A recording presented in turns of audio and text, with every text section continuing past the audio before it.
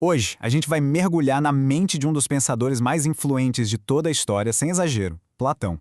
Sabe, ele deixou pra gente umas perguntas que, olha, ecoam há mais de 2000 anos. E elas não desafiam só o que a gente sabe, não.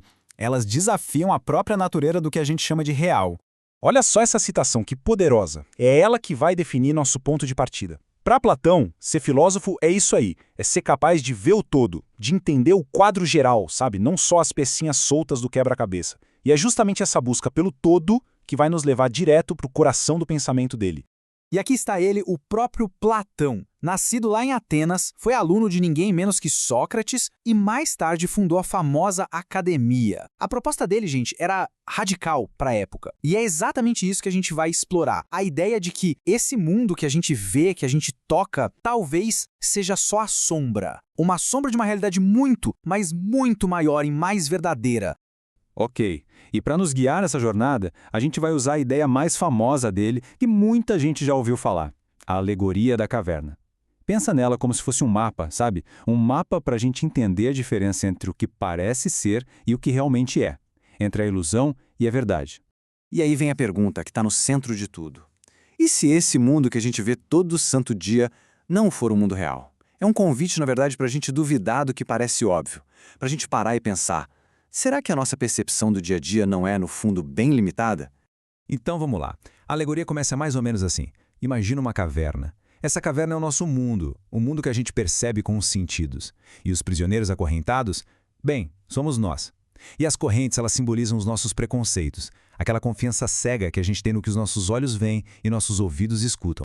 Agora aqui está o ponto crucial da história. Os prisioneiros, eles não fazem a menor ideia de que estão vendo só sombras. Para eles, aquele desfile de imagens na parede é a realidade. É a única coisa que eles conheceram a vida inteira. Então eles dão nome para as sombras, discutem sobre elas, acreditando piamente que estão falando do mundo real.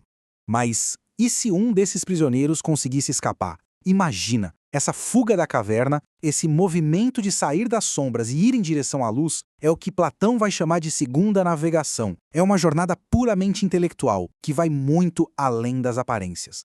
E a ferramenta para fazer essa jornada qual é? É a metafísica. Eu sei, a palavra pode assustar um pouco, parecer complicada, mas a ideia por trás é bem simples, na verdade.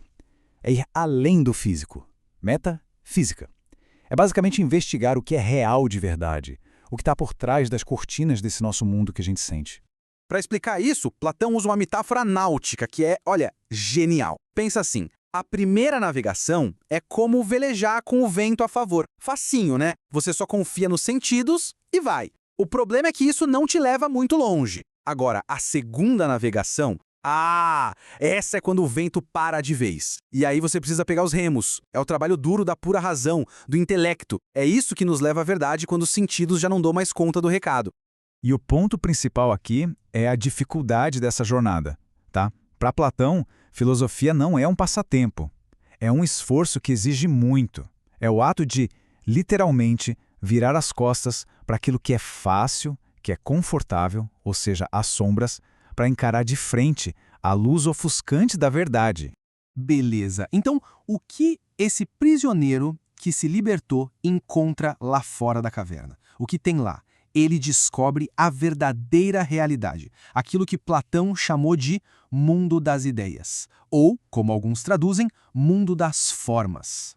É aqui que o tal do dualismo platônico fica super claro. Pensa em dois mundos. De um lado tem um mundo sensível, o da caverna, um lugar imperfeito que muda o tempo todo, cheio de cópias. É o mundo que a gente percebe com os sentidos. Do outro lado, tem o mundo das ideias, o mundo real. Esse sim é perfeito, eterno, não muda nunca. E ele só pode ser acessado pela razão. Para ficar mais fácil de entender, pensa no seguinte. Aqui no nosso mundo, a gente vê um monte de coisas que considera belas, certo? Mas tudo isso envelhece, se quebra, desaparece. Para Platão, essas coisas só são belas porque elas participam da ideia perfeita e eterna de beleza, o belo em si. Essa ideia, com I maiúsculo, existe lá no mundo das ideias. É o modelo original, a forma perfeita. Certo. Então nosso filósofo prisioneiro viu a luz, conheceu a verdade. E essa é a grande virada ética e política do pensamento de Platão. Pensa bem, depois de ver o sol, de ver a verdade, por que raios alguém voltaria para a escuridão da caverna? A tentação de ficar lá fora, no mundo iluminado, com certeza é gigantesca. A resposta de Platão para isso é bem direta. Conhecimento não é um privilégio pessoal, é uma ferramenta para o bem de todo mundo. O filósofo, então, tem o dever, a responsabilidade de voltar para ajudar a libertar os outros, mesmo que ninguém acredite nele, mesmo que seja ridicularizado. E essa ideia toda não fica só na teoria, não. Ela se transforma num projeto político na sua obra mais famosa, A República. Lá, ele descreve a cidade ideal, que seria governada justamente por quem viu a luz, os governantes filósofos. E o ponto é que eles não querem o poder por dinheiro ou por fama. Eles aceitam governar como um dever, guiando a cidade com base no conhecimento verdadeiro da justiça e do bem. Bom, e para a gente ir fechando, vamos dar uma olhada no impacto gigantesco que essas ideias tiveram ao longo da nossa história. Essa linha do tempo aqui dá uma ideia geral da vida dele. Dá para ver que a execução do seu mestre, Sócrates, foi um baque, um evento super traumático que o marcou para sempre. Já a fundação da academia, por outro lado, foi a grande resposta dele. Foi a tentativa de criar um lugar seguro para a filosofia florescer, um lugar que formou líderes e pensadores por, pasmem, quase 900 anos. Olha, é quase impossível exagerar a influência de Platão. Tem uma frase famosa que diz que toda a filosofia ocidental nada mais é do que uma série de notas de rodapé a Platão. E não é para menos. As perguntas que ele fez lá atrás, sobre o que é real, sobre o conhecimento, sobre a justiça, elas continuam ecoando com força total até hoje. E no fim das contas, a alegoria da caverna deixa de ser só uma historinha antiga, da Grécia, ela se torna um convite. Um convite atemporal para a gente examinar as nossas próprias vidas, as nossas crenças e para a gente se perguntar quais são as sombras que hoje nós estamos tomando como realidade. Fica então essa provocação final. A filosofia de Platão deixa para a gente uma tarefa, a de tentar identificar as paredes da nossa própria caverna, aquilo que nos limita, e quem sabe encontrar a coragem para dar aquele primeiro e difícil passo em direção à luz.